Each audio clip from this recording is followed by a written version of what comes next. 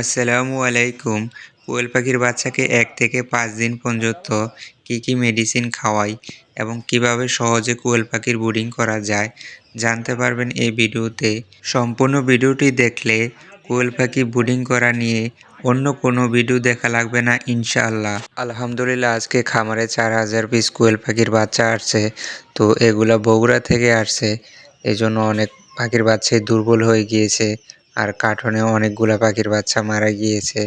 আপনারা যারা নতুন কোয়েল পাখির বাচ্চা আনবেন, চেষ্টা করবেন কাছ থেকেই কোয়েল পাখির বাচ্চা আনার জন্য। কারণ এগুলো অনেক ছোট হয় তো এগুলা অনেক দুর্বল হয়ে যায়। তাই চেষ্টা করবেন কাছ থেকে কোয়েল পাখির বাচ্চা সংগ্রহ করার জন্য। কারণ এটির একটার ওজনই হয় ৫ থেকে ৬ গ্রাম। তো এগুলা দূর থেকে আনলে বাচ্চাগুলো অনেকটাই দুর্বল হয়ে যায়। কাছ থেকে আনলে বাচ্চার মর্টালিটি হার অনেকটাই কমে যায়। যাই হোক আলহামদুলিল্লাহ যতটুকু ভাবছি তার থেকে অনেকটাই ভালো আছে। প্রথমত কোয়েল পাখি ব্রুডিংটা অনেকে করতে পারে না। কারণ মুরগির ব্রুডিং করা আর কোয়েল পাখির ব্রুডিং করাটা অনেকটাই পার্থক্য। যে কেউ চাইলে মুরগির বাচ্চাটা ব্রুডিং করতে পারবে, কিন্তু কোয়েল পাখির ব্রুডিং করাটা এতটাও সহজ নয়। মুরগির বাচ্চার তাপমাত্রাটা ৩২ থেকে ৩৩ ডিগ্রি তাপমাত্রা থাকলে এনাফ। আর কোয়েল পাখির জন্য ৩৪ ডিগ্রি প্লাস তাপমাত্রা প্রয়োজন। একটু কম বেশি হলেই সবগুলাই একসাথে হয়ে যায়। এতে করে অনেক বাচ্চা মারা যায়। আর সবাই প্রথম অবস্থায় কোয়েল পাখি ব্রুডিং করতে সময় একটা ভুল করে থাকে। এগুলাকে পেপারে ছেড়ে দেয়। পেপারে ছাড়লে এগুলা তো অনেক ছোট থাকে, বাচ্চা দাঁড়াতে পারে না। এতে করে অনেক বাচ্চা প্যারালাইসিস হয়ে মারা যায়। আমার কোয়েল পাখির জন্য যেভাবে আমার ব্রুডার ঘর রেডি করেছি, প্রথম অবস্থায় সম্পূর্ণ ঘরটি জীবাণুনাশক দিয়ে জীবাণুমুক্ত করেছি। তারপর নিচে তুষ দিয়ে দিয়েছি। তুষ দেওয়ার পরে এটার উপরে পাড়ের বস্তা কেটে দিয়ে দিয়েছি।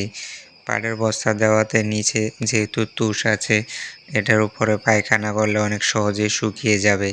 আর পাড়ের বস্তা দিলে কোয়েল পাখির বাচ্চা সহজে দাঁড়াতে পারে।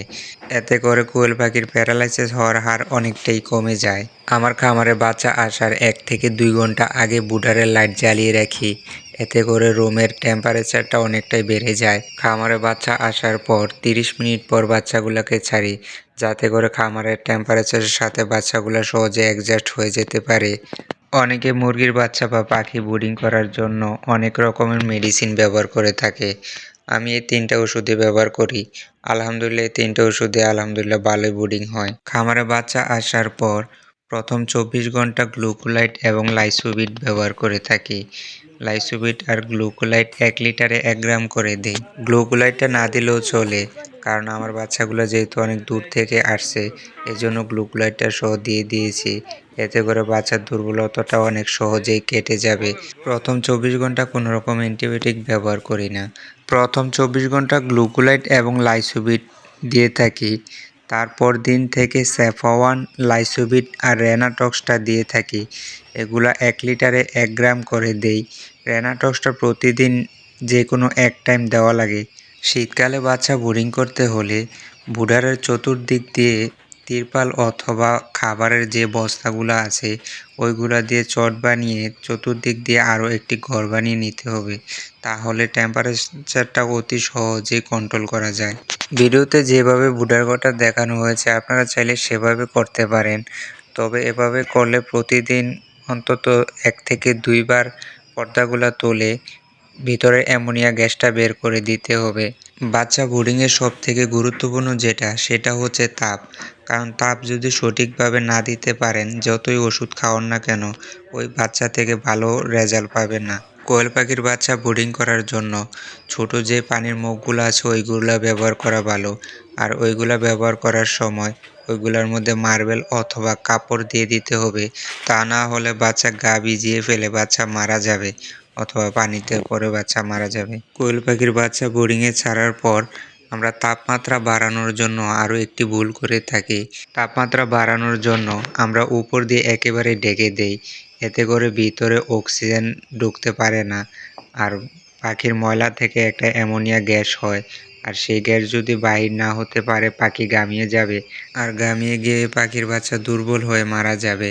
তাই চেষ্টা করতে হবে একটু পর পর ফাঁকা রাখার জন্য। এতে করে অ্যামোনিয়া গ্যাস বের হয়ে যাবে আর অক্সিজেন প্রবেশ করতে পারবে। এতে করে বাচ্চা অনেক ভালো থাকবে। বাচ্চার মর্টালিটি অনেকটাই কমে যাবে। উপরটা পেপার দিয়ে না গুঁড়া দিয়ে চেষ্টা করবেন সুতার কোনো কাপড় দিয়ে গুঁড়া দেওয়ার জন্য। তাতে করে অক্সিজেনটা অনেক ভালো পাবে, আর অক্সিজেন যত ভালো পাবে বাচ্চা তত দ্রুত বৃদ্ধি পাবে। আপনাদের যদি কোনো কিছু জানার থাকে তাহলে অবশ্যই কমেন্ট করে জানিয়ে দিবেন। পরবর্তীতে 1 থেকে 30 দিন পর্যন্ত কোয়েল পাখির বাচ্চাকে কী কী মেডিসিন খাওয়ানো লাগে এবং কী কী পরিচর্যা করা লাগে তা নিয়ে আরও একটি ভিডিও দেওয়ার চেষ্টা করব ইনশাআল্লাহ। ভিডিওটি যদি ভালো লেগে থাকে তাহলে চ্যানেলটি সাবস্ক্রাইব করে পাশে থাকুন এবং ফেসবুক পেজ থেকে দেখে থাকলে পেজটি ফলো দিয়ে পাশে থাকুন।